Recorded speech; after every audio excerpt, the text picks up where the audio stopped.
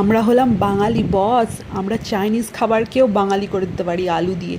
এই যেমন ধরো, এই হচ্ছে স্প্যাগেটি পাস্তা বা চাউমিন, যাই বলো না কেন, আমরা তো চাউমিনই বলি, স্প্যাগেটি ওইসব বড়লোকদের মতো আমাদের আসে না, আমরা বলি চাউমিন পাতি।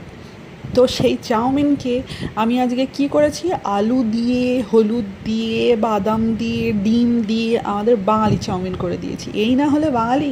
আমি তো বাঙালিদের ট্যালেন্টটা কতটা সেটা বলছি। এটা কিন্তু আবার কেউ গায়ে মেখে নিও না যে বাঙালি বলে আমি ছোট করছি।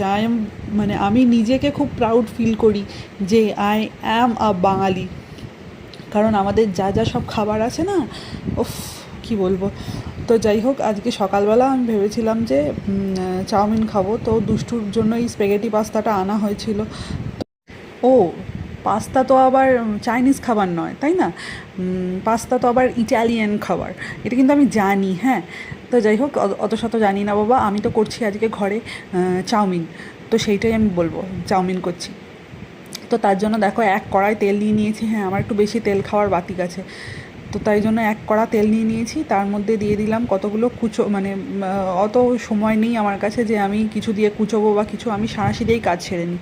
সাঁড়াশি দিয়ে ভালো করে চিপে চিপে রসুনগুলো দিয়ে দিলাম। তার দেখেছো খুন্তি দিয়ে কীরকম নাড়াচাড়া করে নিচ্ছে? এটাই হচ্ছে আমার স্পেশাল ট্যালেন্ট। মানে খুব শর্টে কাটে আমি ঝটপট করে কাজ করে ফেলতে পারি। হ্যাঁ, এটা আমি গর্ব করেই বলছি নিজের ওপর। তোমরা ভাবতে পারো যে হ্যাঁ আমার অহংকার হয়েছে, হ্যাঁ হয়েছে অল্প। নিজে ভালো করে করতে পারি সেটাকে বলা, সেটা ভালো করে বলাটাকে যদি মনে হয় যে হ্যাঁ অহংকার, তাহলে অহংকার, ঠিক আছে, কোনো ব্যাপার না। তো এবার দেখো, পেঁয়াজ কুচিগুলোকে আমি জাস্ট ইয়ার্কি করছিলাম। পেঁয়াজ কুচিগুলোকে আগে ভালো করে নেড়ে নেবো তেলের মধ্যে। আর সত্যি আমি বেশি তেল দিয়েছি, মানে তেলটা একটু খাওয়ার আমার বাতিক আছে। মানে একটু ভালো করে তেল দিয়ে রসিয়ে কষিয়ে রান্না করতে আমি পছন্দ করি। সবসময় জানি তেল খাওয়াটা অত বেশি শরীরের জন্য স্বাস্থ্যকর নয়। তো যাই হোক আর কি।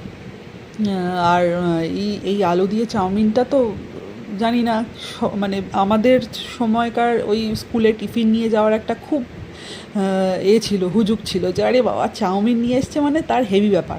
আর ম্যাগি যদি কেউ নিয়ে আসতো তার মানে তো সে হেভি বড় লোক, তবেই সে ম্যাগি আনতে পেরেছে আর কি টিফিনে। আর দেখলে ডিমটা ভাঙা স্টাইলটা দেখলে একবার, এরমভাবেই আমি ডিম ফাটাই। এবার সব কিছু একসাথে দিয়েই আমি নাড়িয়ে নিলাম, কারণ অত আমার কাছে সময় থাকে না সকালবেলা, বিশ্বাস করো, যে আমি আলাদা করে ডিমটা ভুর্জি করে রাখবো, আবার তার পেঁয়াজ ভাজবো, এই করব, অত সময় আমার নেই বাবা। দিয়ে সব একসাথে মিশিয়ে ওই সুন্দর মতন, ওইটাই বেশি ভালো লাগে, জগা খিচুড়ি খাবার আর কি। তো যাই হোক, ডিমটাকে ভালো করে নাড়াচাড়া করে সেটাকে ভেজে নিলাম। আর হ্যাঁ, যেটা বলছিলাম যে স্কুলে সেই সময় একটা নিয়ে যাওয়া